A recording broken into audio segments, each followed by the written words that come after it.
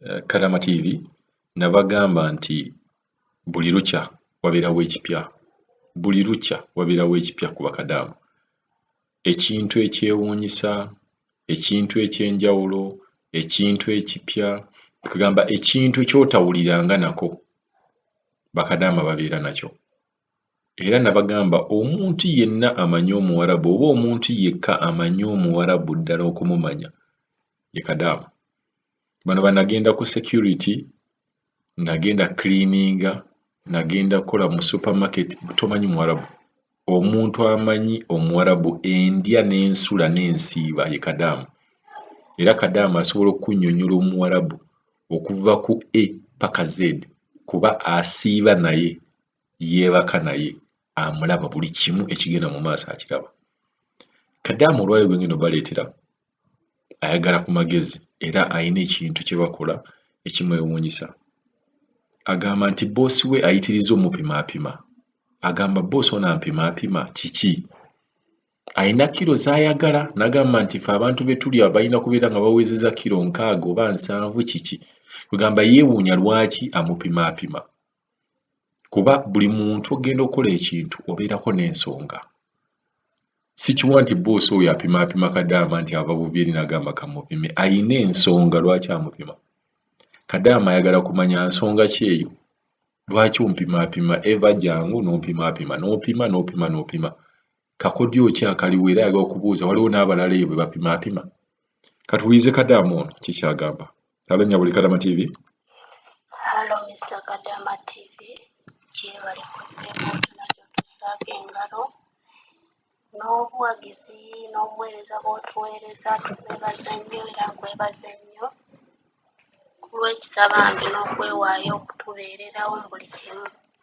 Kakati nzize nga nina ensonga yange njagala bakadaama bannange bahasolazi munyambe mumbuulire oba waliwo bukyali kituuseeko oba kitegeeza ki. Wano eno mukama wange omusajja ogwasooka yaleeta minzaani n'agamba nzije njimirireko ampime. Kati nze saakitwala kikulu kubanga gwolwo naye yayimirirako naye neyeepima. Ningamba oba kiri simple ayagadde just okumpima. Olwo ne luggwa. Kati ogwokubiri twali mu ffumbiro nga tufumba ne mukyala we najja nga akalakala ne minzaani era ne twepima. Olwo ne mukyala we yeepima. Kati ningamba owaayi musajja alayika anyumirwa nnyo okupimaapima, anyumirwa nnyo minzaani. Kakati ogwokusatu leero kumakya maze omuwa caayi bigawa byabwe ngenza okulaba ng'era zaakalakala nayo minzaani bujovya jangu.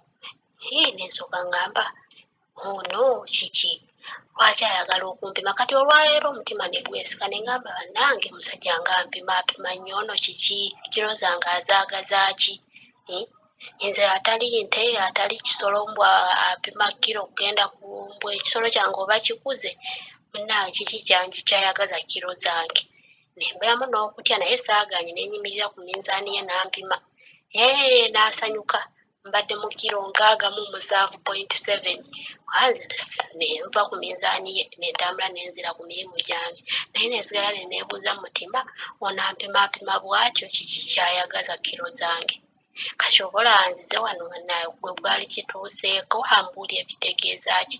Just ayagala bwagazi kumpima oba kirina kye kitegeeza. Waliwo omulala gwe baali bapimye eyo. Ekyo kye njagala okubuuza Mr. Kadaama just ninamu obweraliikirivu lwaki omusajja abeera ampimaapima kiro zange. Mpozi ekyesaakugambye ndi wano ene Saudi Arabia. Ndi wano Saudi Arabia gye nkolera kati mazeeyo omwaka gumu n'emyezi ngenda mu myezi 4. Naye nga byebyo tewabaddewo bagamba mbu tuvudde mabega tulina okutakkaanya oba ki nedda. Naye simanyi ekyo kizibu kye nnina kumpima ku minzaani. Ate nga simugambye munaye oba njagala kwepima nobanga oba yeepima nze simugambanga kumbu nange leka neepime naye yandemerako nampita jangu weepime kubanga sitegeera nsonga lwaki oba opima omuntu nga ye tayagadde. kiroozo oba ozaagazaaki